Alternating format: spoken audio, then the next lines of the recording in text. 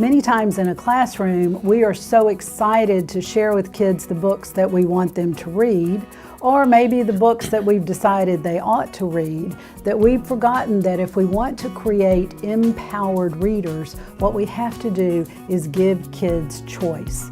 Now, sometimes choice for kids who don't like to read becomes difficult because they sit there and say, well, I don't know what I want to read. And I understand that.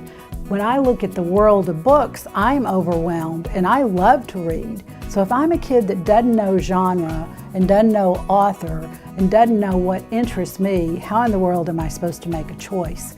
And that's where we realize that choice comes with direction. Giving kids choice doesn't mean that you just sit back and say, go pick a book. Giving kids choice means showing them what's out there that they might really enjoy. So what we would encourage you to do is to say, what's the structure I've set up in my classroom that helps kids make an informed choice?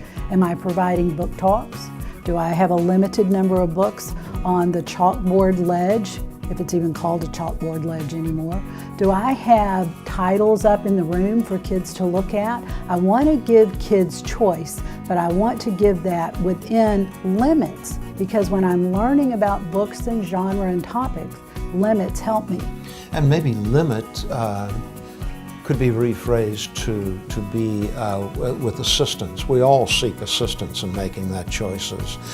Our choices. I go to Kylene and she recommends a book, or I go to the New York Times Review of Books and they recommend books. If I just walk into Barnes & Noble without thinking twice about what I'm doing, I'm overwhelmed. I realize that if I read one sentence out of each of those books, it would be inadequate and it would take me all year to do it. So I need help. I need somebody to remind me of what it is that I might choose from. So when you're watching your kids and you've given them choice, if they seem to be just meandering around and not ever settling on anything, instead of saying those kids can't ever choose, stop and ask yourself first, what am I doing to help them make a choice?